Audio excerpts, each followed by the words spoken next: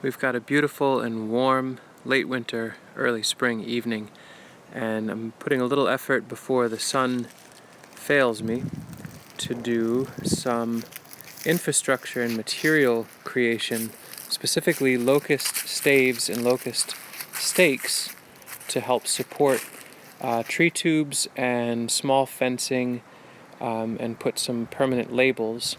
And I've found a really neat system that was inspired by a YouTube video I found a little ways back. It was only a minute long, very rough, quick introduction to the concept, and I tried it out and it's working beautifully. I'm going to share with you what this looks like, but it's basically a chop saw, some clamps, a block of wood, and those are the raw ingredients to be able to pump out really sharp, beautifully made staves that should be able to slam into the ground. Let me explain what I'm doing here. So in the video that I saw, the guy mentioned that he took a old chop saw, which is what we got here, kind of stout chop saw. It's a dull, older blade. We actually use this to process firewood. So at some point I might want to get a cleaner blade on there. But what he suggested was set it to 12 degrees offset, which is what I've done, roughly. And then I took a block of wood and just pinched it down. Probably could do a much more elegant job of this, either make a proper jig or some sort of permanent mounting. Does it screw in? But I'm finding that this is a good enough scenario. And what I'll then do is chop,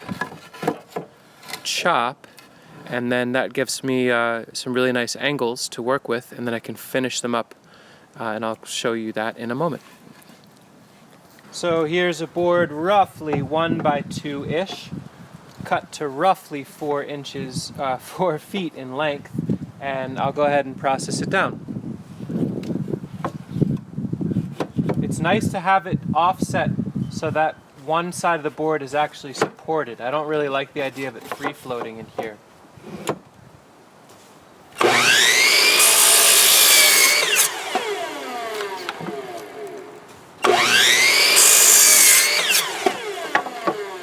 And now I have to have it free floating, but I get this part nice and flush and firm it up in my body. And draw it towards me as I make the cut.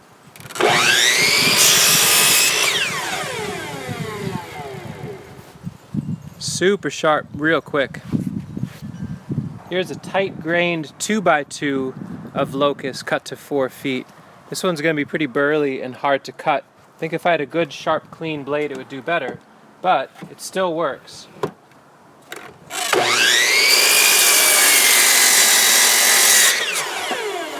I don't rush the blade. I don't want to force it.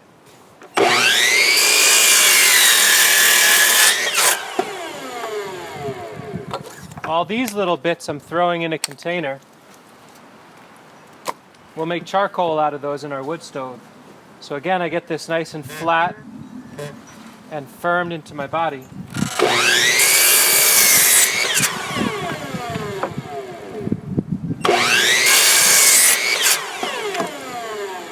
I'm real happy with that.